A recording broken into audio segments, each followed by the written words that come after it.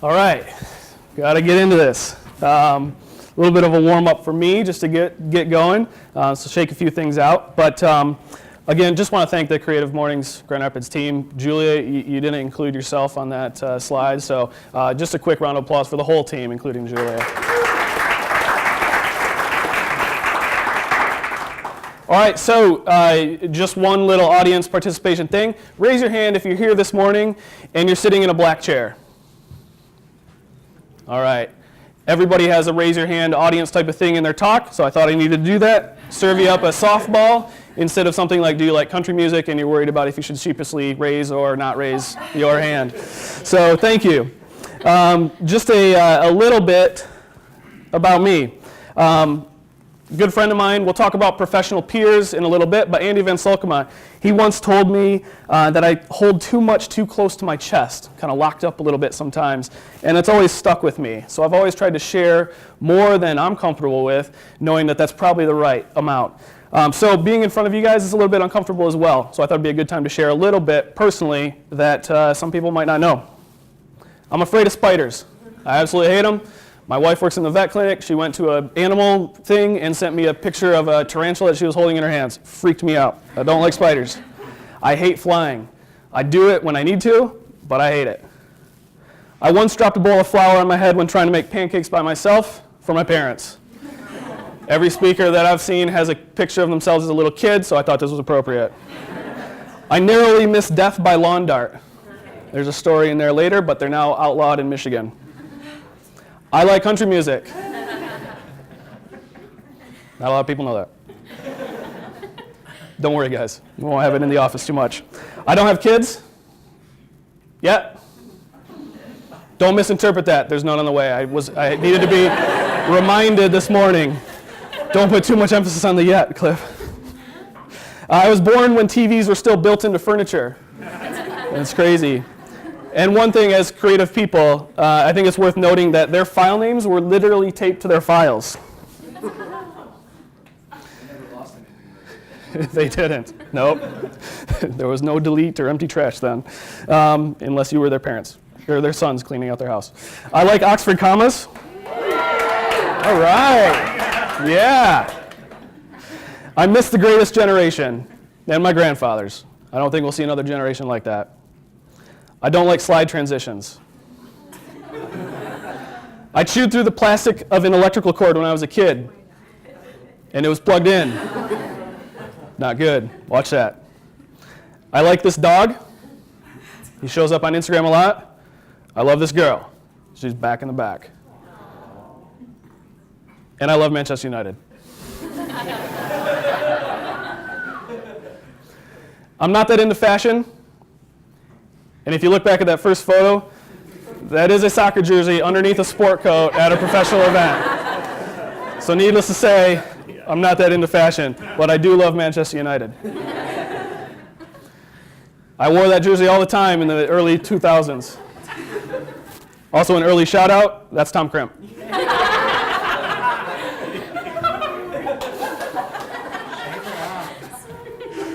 A few auxiliary folks in the crowd too, that's good. All right, but this is about education. Here's one thing you might not know about me. I'm not a teacher, but I was surrounded by them. That's my mother. She was a teacher, typing teacher. Started when there was actually typewriters. She can still whip me every single time I try to take her on in type racer. That's my father. He was a music teacher, turned history teacher, turned computer teacher. But don't misinterpret this picture. He's still alive. This isn't anything. He was just working with Windows' first version of Photoshop 2.5 back in the 90s, figuring out this whole digital photography thing. My brother is a mathematics professor. He's my only brother, my only sibling. So both my parents and my brother are teachers. He wrote his master's thesis on fractals. These are fractals and how they can be used to measure craggy perimeter around the Horn of Africa. I don't get it. It blows my mind. He's working on his PhD. He is super smart. He married a teacher. It's my sister-in-law. So my whole family is teachers, except for me, which means I am so going to brag about this talk at Christmas. All right, a little bit about my work life. You saw the TV that was built into furniture. I also grew up during a time when a mouse in the house was more often a rodent than a piece of technology. My grandfather owned one of the first generation Macs, and it had an instruction manual that read, we put a pointer on the screen and attached the pointer to a small rolling box called a mouse. That was amazing because you could do things like this. You could write words. I don't know why they started out with just hello, very friendly, they've always been personal. But this was my first hook into digital and design and things that can move and interact on screens. I graduated college with an advertising degree, and one of the requisites was a production class with a graphic design program. Our professor said to us at the beginning, she said, hey, I know you guys just have to do this for your credit to get through your advertising program. Don't worry too much. None of you are really going to be designers. That was my challenge. So from day one, I worked my tail off to explore and learn different areas of design and technology. I started as an intern at a little design firm called Media Rare. I didn't have a desk until I made it myself. Those guys were good. They taught me about hard work. I did some work that caught some important eyes, and I joined Jagger Group, an advertising and design firm. Lee is here. You guys know Tom from Auxiliary. I was brought on to lead the design and development of interactive work, took full advantage of the knowledge that was shared and shown with me day to day. And I spent the better part of my career working with those folks that I'll never forget, and it was a special, special group of people. It was a difficult decision, but I left Jagger Group to surround myself with more technology and more development, and I joined a firm called Nowhere. Around that time, the iPhone was released, and the world went crazy for apps and devices. I love those things, but I was losing some touch with web design and development, so I left in 2007 and started Mighty. Mighty really became more than just myself when Chris joined in 2008 and Andrew joined in 2009. This is the least embarrassing photo from this photo shoot that exists. The rest of those are on lockdown in the server. And we continue to grow. This is our summer retreat in which we shared some focus, some fun, some food, fire. And before we move on to more of the topics of this talk, I just wanted to say thanks to these guys and to this team. Most of them are in the room right now today. So if we could, just a quick round of applause. They bring their minds and their hearts together every day to do great things, and I could not do anything that I've done without them. All right, so through some of the general speaker stuff, this talk is about education, but it's not about K through 12. If you're interested in this, reach out to Carol Morin. She's doing some really cool things with GR Public Schools, Kendall College, and the Grand Rapids Public Museum in terms of creating a new way of education or a new type of school for 6th through 12th graders. It's not about a formal creative education versus alternatives. You guys may be able to guess what's on the next slide. Talk to Aaron. He's right back there about what he's doing with co-learning. It is about what I've learned about learning in a creative career. Okay? So based on my experience, I think there are three things. There's more, but there's three key things that I think contribute to a professional education. One is attitude. And you have to have a good attitude, I believe. And here are a few details and specifics. You need to be hungry. Right? You need to be patient. Now those two things don't often go together, but you can be hungry, but you can be patient and know that it's coming. Okay? So in terms of being hungry, that ties into working hard, and I love this quote. Teller from Penn and Teller said, "Sometimes magic is just someone spending more time on something than anyone else might reasonably expect." And I think that's a great example of working hard at your craft to get better and putting more time into it than anybody might reasonably expect. Macklemore, and let's not forget Ryan Lewis. All right? Probably heard this song. If you don't, if you kind of gloss over the lyrics, they say the greats weren't great because at birth they could paint, They said the greats were great because they paint a lot. And they got to put some time in. Got to work hard, got to put some time in. And that does take some time. Later in that song, they said 10,000 hours. Felt like 10,000 hands. And 10,000 hands, they carry me. And I love this because I thought it was, there's an interesting parallel between 10,000 hours, which is famous from this guy, Malcolm Gladwell, even though I think he stole it from somebody else, if I recall. But then 10,000 hands, they carry me. He is literally, when he's crowd surfing, being lifted by 10,000 hands. So I think there's a nice little play on words there. But he talks about it and about putting that time in, and I believe that that's needed. And you'll grow further in your career if you're hungry, and you're a little bit patient, knowing that you're not, and you need to work hard, and time will tell. Okay, got to be positive. Bear Bryant, famous football coach. Most coaches study film when they lose. I study them when we win. See if I can figure out what I did right. I love this quote as well, especially today. I think there's a little bit too much celebration of failure. I think we need to learn from failure, but we need to celebrate success. We're going through this right now with a few things at Mighty, some things that weren't working, some things that still aren't. We're looking back, we're experimenting, we're making those things better, and we're looking back at some of our successes and trying to model new things after that. And I think that's good.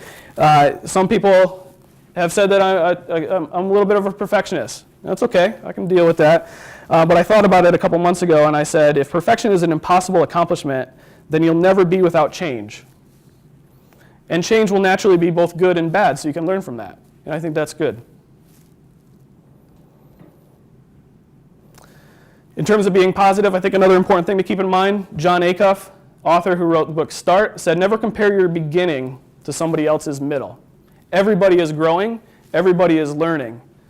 Those people who are out in front of you that you're comparing yourself to, feeling like you're not catching up or you're not getting there, they've got some more years on you, but they are still learning and they're still growing as well. So it's a continual growth and a continual education that needs to happen. They've just got a little bit of a head start. So be hungry to catch them, but don't get down comparing your beginning to somebody else's middle. All right, next key important thing I think about education and learning in a creative career are your peers. Work with people. I believe you have to work with people to learn. This means in person, not necessarily at a coffee shop with headphones on all day, nor checking in through technology remotely, especially on different schedules. I think you need to work with people. I was fortunate enough to work with these people. Shout out to Lee, another shout out to Tom. Great team. And the amount of things that I experienced and learned from these people is immeasurable compared to if I was just doing it on my own. And the fun things that we did as a team can't be created with GIFs in a chat room. We've got to get out in the community. You guys are here today, check. That's one check. But it means more than just community events. It also means getting out, giving your time, some nonprofits, Give Camp, there's lots of other opportunities. Also, it means getting out to your clients' events and supporting them. All right? Sometimes we forget that that support helps you learn about what they're doing and what you might be working on, but also about how they're professionals in their industry and how that can help you in yours. And I think all these things are important to your career growth. And when you build some of those connections, I think it's important to sharpen iron. Okay? Famous quote. A couple examples of some people in history who did this. Benjamin Franklin started something he called the Leather Apron Club. All right. Now, I think what's interesting about that is he called this a group of tradesmen and artisans who did not have a place in more elite circles of society. And I think this is cool. If you think about the parallel to young creative professionals, you might not think you're in that elite status, or you might think that you need to have more seasoned years on you. But the reality is your peers are learning and growing at the same time as you. So go ahead and get that peer group. It doesn't need to be that senior. It can be everybody around you. The young creatives can come together to start their own peer group. Visual Hero and Mighty shared an office space for a year, and Andy and I were our own mastermind group. We were in similar places with our careers and our teams, and we were both young bucks learning from each other. And I think that's a key. Henry Ford, Harvey Firestone, Thomas Edison created their own mastermind group, and they called themselves the Vagabonds. They'd get together and they'd camp. They go overnight. They talk about different things about business. They talk personal as well, but they talk about different things about business, different markets they were going after, different P&L information, lots of different things to help each other grow. And I think that's important with peers.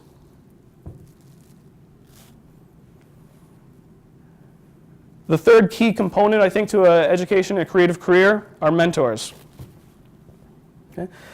And recently, Ryan Holiday, who was the former director of marketing for American Apparel, had an article that he wrote, and he said, mentorship is something that you do, not something that you get.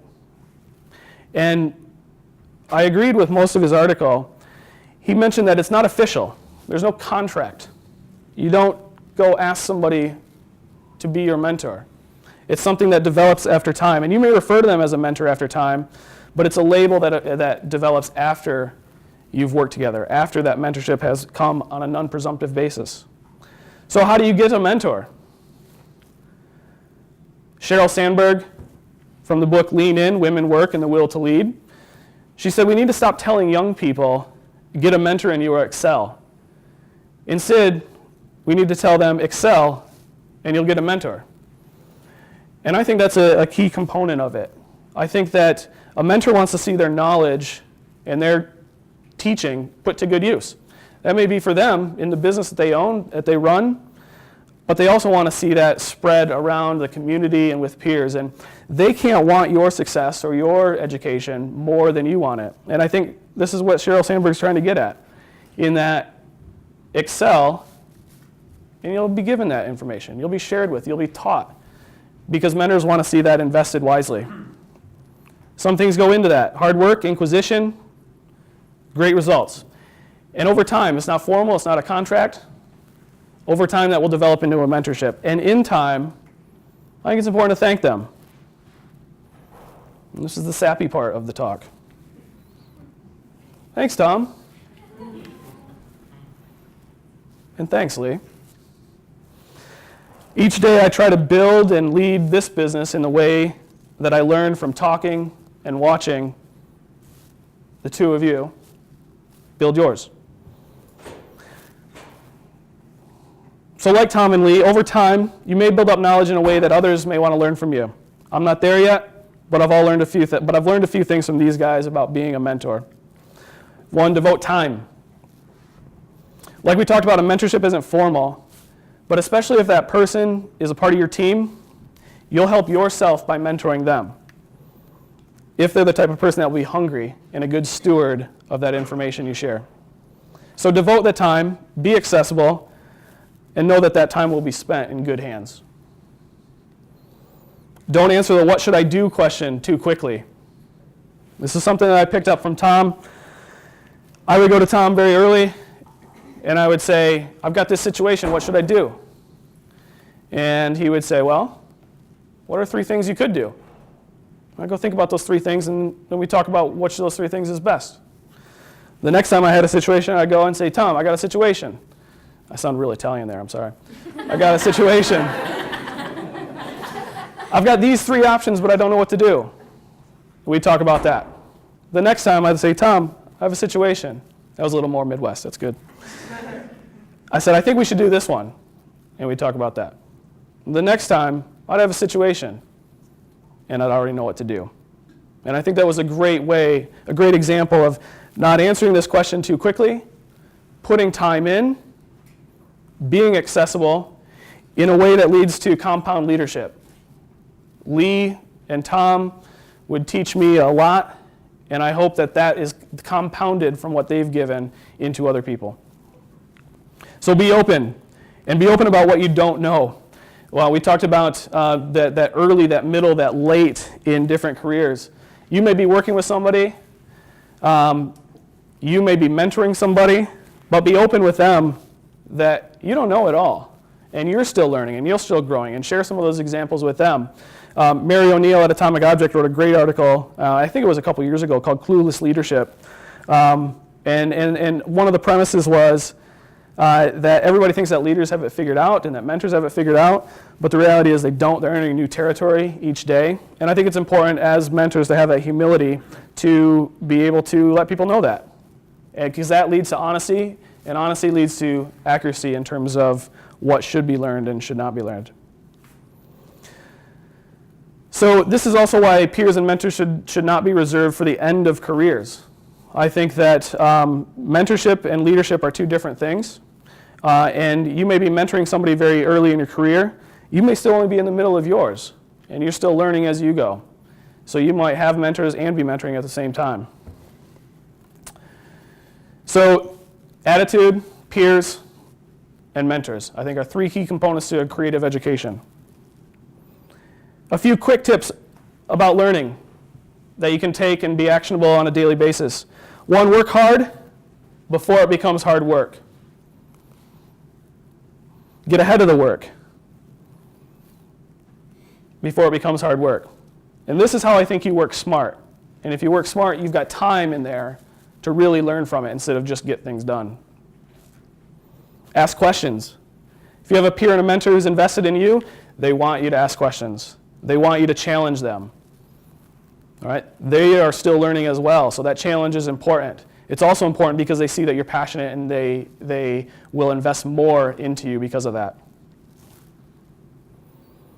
Over time, though, you'll need to learn less and know more. A gentleman with the last name of Carr wrote a book called The Shallows and what the internet's doing to our brains. Our brains can only hold so much. So learn what you should, but know what's more important.